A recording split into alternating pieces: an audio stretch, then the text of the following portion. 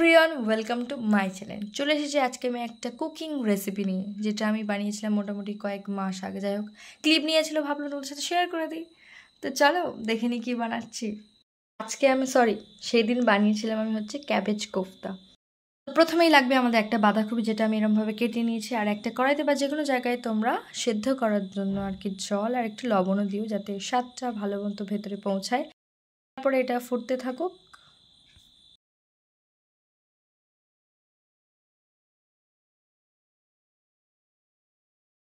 আর এদিকে লাগবে আমাদের একটা পেঁয়াজ, টমেটো, দুটো ঝাল আর কিছু ধনেপাতা।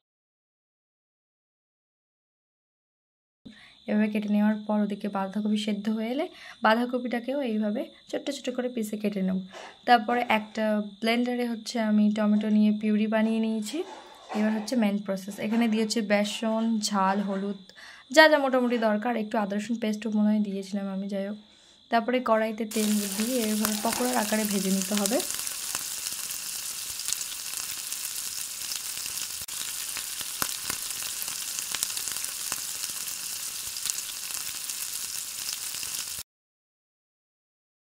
এইভাবে উল্টে পাল্টে গোল্ডেন ব্রাউন করে ভেজে নিতে হবে।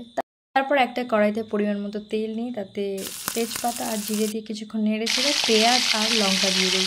সেটাও কি সুন্দর গোল্ডেন ব্রাউন হয়ে এলে তারপরে আমি এর মধ্যে অ্যাড করব টমেটো পিউরি এবং নাড়তে থাকবো। তারপরে পরিমাণ মতো হলুদ, ঝাল, নুন, প্রয়োজনীয় মশলা দিয়ে এটাকে কষতে থাকবো। কষার সময় হালকা হয়ে এলে আমি এর মধ্যে চিনি অ্যাড করেছি, যাতে স্বাদটা ব্যালেন্স হয়, যেহেতু এখানে টমেটো অ্যাড করা হয়ে টক হয়ে যেতে পারে। তারপরে পরিমাণ মতো জল দিয়ে ফুটিয়ে এইভাবে কোফতাগুলোকে দিয়ে দেবো। শেষে ধনিয়া পাতা দিয়ে এইভাবে গার্নিশ করে নেবো। মোটামুটি ভালোই লেগেছিলো। তো কেমন লাগলো জানিও। বাই।